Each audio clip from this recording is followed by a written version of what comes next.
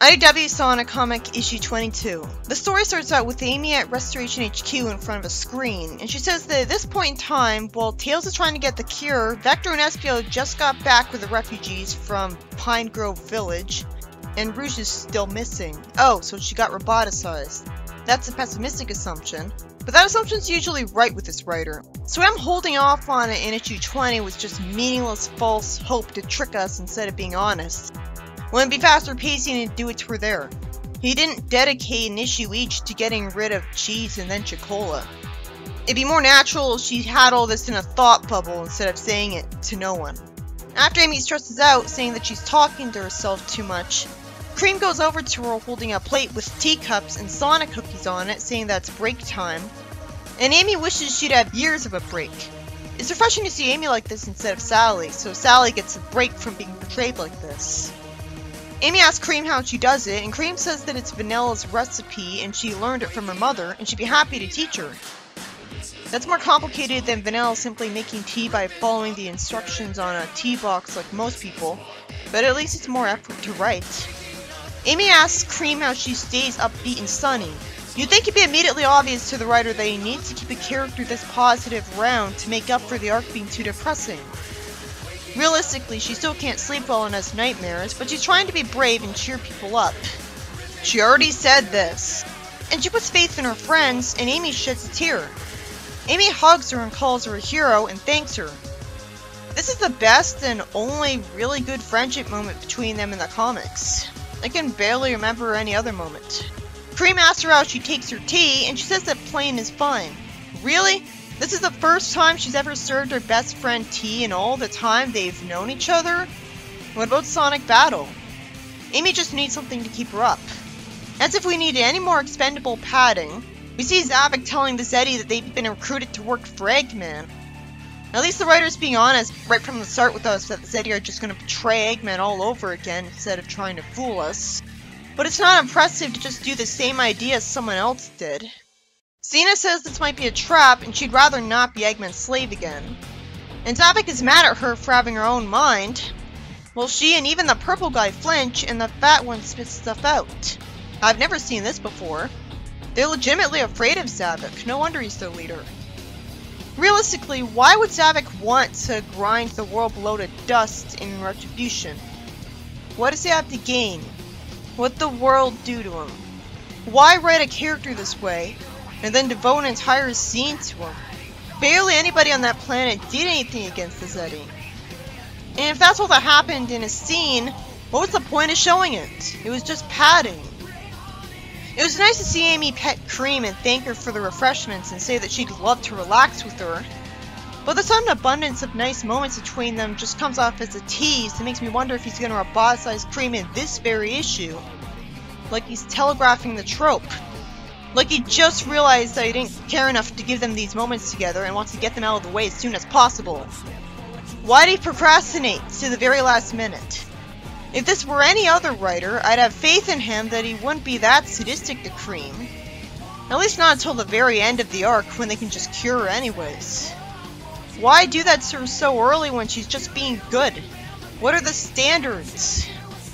She sees how crowded the refugees are together, and it's implied that Big is with them. If Big's gonna be a part of this arc, it's especially weird that he wasn't the first to go, because a lot of people didn't like his voice. Then we see Vector walk in holding Metal Charmy, who's being kept in a container he's holding. I'm shocked that the writer hasn't shown us him in the process of getting Charmy trapped in that thing. Is there gonna be a flashback that shows it? Or is the pacing gonna be surprisingly fast?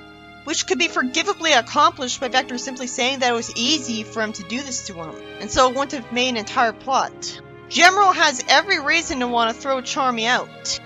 Even if the thing is impossible to escape from, which would be common sense, it would be common sense of Tails to make it with unbreakable materials. I can't blame him for preferring to be careful. Vector is just thinking with his sentimental emotions instead of simply burying the containers in nearby so they can go dig them up later. No, instead he insists on bringing out biohazard into the building full of already scared people so he can have him closer to him. General is reminding me of Reboot Rotor here, like, he's smarter than everyone else, he's more pragmatic, everyone else is thinking with their emotions and morals, and he never gets his way. and it backfires on them. It was kind of interesting that General was literal-minded with two of Vector's idioms. It takes advantage of him being a robot, and I haven't seen that for the Sonic series yet, at least. But if this is gonna go wrong, and his escape is gonna be what ruins this building, that's just gonna demean Vector's character and make him an idiot some more. It doesn't have to be one of the heroes' fault that the plot goes the way it does. Why does it have to keep making the heroes make such dumb mistakes when there are better ways to push the plot along? General gets told that the Chaotix will take good care of Charmy and won't let anyone get sick from him. Espio says that Vector has a solid plan to store Charmy in Tails' lab alongside Omega so that once the cure comes around, Charmy will be immediately accessible. I wish the plot progressed faster. General says the plan is just acceptable, and Cream hopes General will think like the rest of them someday, instead of respecting his individuality. And it was satisfying to see General say, illogically and self-destructively, that's just what I was thinking about them. It's weird to have Cream say this though, because Emerald clearly talks like a person in Sonic Battle, implying that he thought like one too. And Cream is talking as if he never thought like them. IDW tries to imply that the games are canon to its backstory, when really what's canon to is a phantom version of Sonic Battle that had Emerald just think like a boring robot the whole time.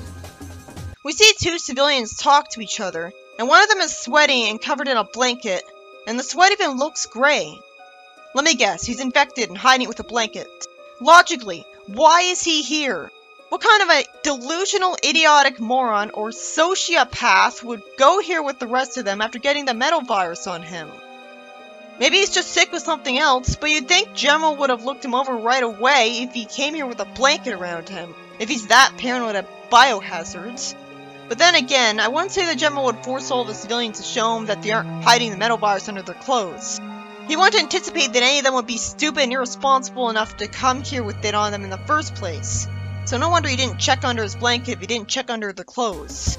I assume that's the only way he can find out if they have the metal virus on them. I'm jumping to conclusions about this guy because why else would there be a scene suddenly focused on him talking to some random civilian when we don't know either of them? Unless something's gonna happen that's gonna be relevant to the main characters. The pacing isn't that slow. He says that he's sorry and he just didn't want to be alone. Then why didn't he go be with one person? That's no excuse, and that doesn't explain why he came here. This still seems forced. It would have actually made more sense if he was intentionally portrayed as evil. At least it transformed faster than I thought. Everyone panics and runs away, and predictably, Charmy ends up breaking out because the Chaotix insisted on bringing him here for storage instead of burying him to store him. If Charmy simply broke out of the container himself, then what took so long? General grabs Cream trying to save her, and Espio presses a button on the wall to sound the alarm. Amy tells all pilots to go to their shuttles, and a Robian bursts through her room with General, so she has to defend herself. General says he lost Cream when he was attacked. At least it was explained that there was a flying Robian in the room with her, so it could make sense that even if she started flying, Charmy would be able to fly at her no problem. Amy tells General to scan everyone who tries to get into the launch bay after grabbing Omega. If he can simply scan people to see if they're infected, why the fuck didn't he do that to the blanket guy and prevent all of this effortlessly? So another reason this story's forced. Amy tells General that he's the fastest one there. She tells him to get to the shuttles while she'll find Cream herself.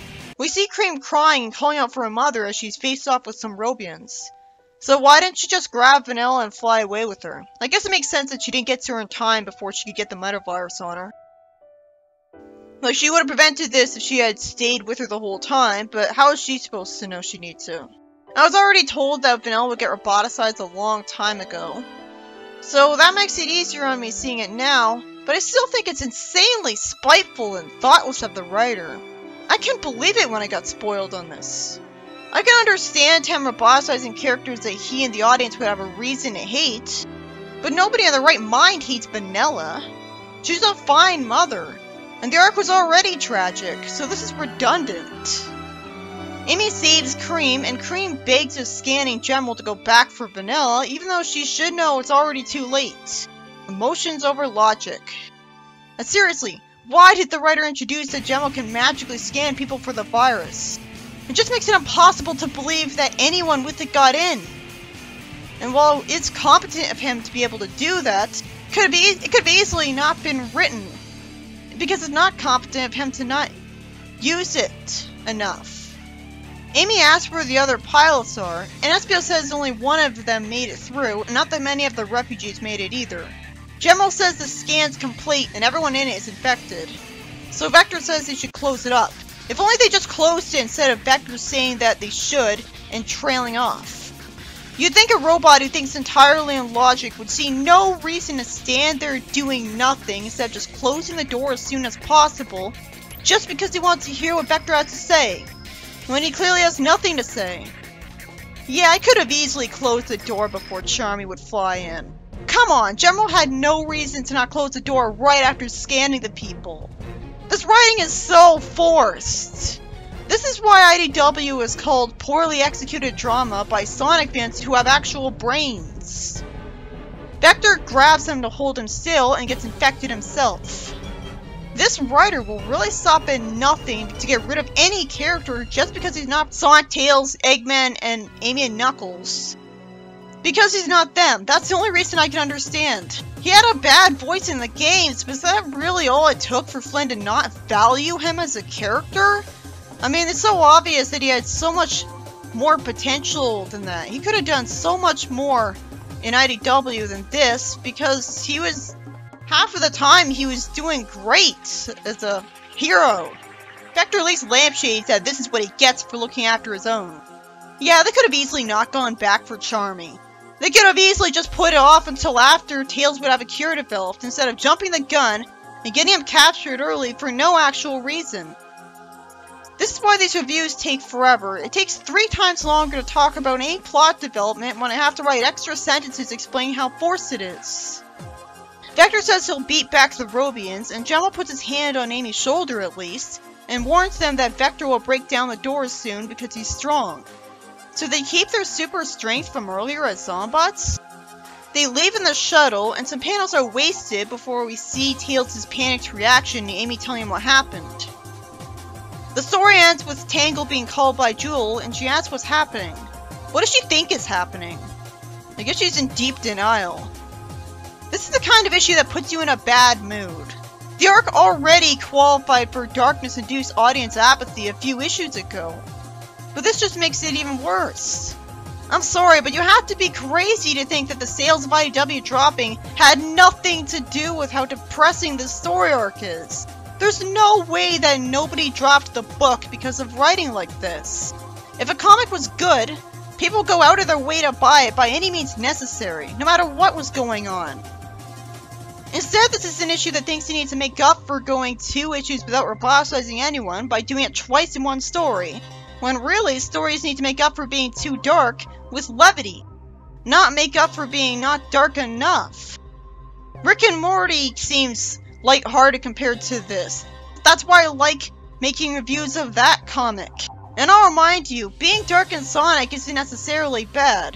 Anyone who says that you can't take Sonic seriously because it just leads to Shadow the Hedgehog is just being ignorant, and is not thinking about the success of Sadie M or Archie just fine. I draw the line when the dark stuff was forced to happen by bullshit writing, so that I can't respect the writing, and it's the most depressing the series has ever been. So this issue by Ian Flynn was about Vanilla and Vector getting roboticized. And once again it was forced that it even happened at all, and was all because of EDC from characters. For some ungodly reason, Vector insisted on going to find Charmy and capture him when Tails hadn't gotten them a cure yet. And for some reason the writing skips over showing us how they managed to do that without getting infected, in favor of wasting our time with a Zeddy. Predictably, Charmy breaks out of the container after people run around in a panic, because the container wasn't made by Tails to be unbreakable, since he's an idiot, and because someone was stupid enough to go in here when he was infected because he didn't want to be alone. What kind of a sociopath is he? That's ridiculous. And what makes things outright forced is that Gemmo can apparently scan people for the metal virus now, so how did he not catch this guy immediately? He would have been right at the door the whole time people were going in. It makes sense that Cream couldn't save Vanilla in time when she was surrounded in a crowded room. At least Vanilla getting roboticized wasn't because she was an idiot. But it was still sadistic of the writer to do that to Vanilla, and it's the biggest thing that gives away that he literally doesn't care about any of the Sonic characters he's doing this to. Because he doesn't even care enough to spare Vanilla. Maybe I could understand the previous ones, but really? Her? And Vector gets roboticized because he has to keep Charming from getting in the shuttle, which is also cruel and would also never happen because Gemma had no reason not to close the doors right away. It seems so unnecessary to get rid of a harmless character like Vanilla. It could have easily not been written. It seems like its only contribution to the plot is making Cream sad. They didn't even bother giving Vanilla a great heartwarming moment to send her off, and gave them all to Cream and Amy instead. So he really didn't care about Vanilla. Literally 2 issues with Vanilla, and this one is where she's gotten rid of.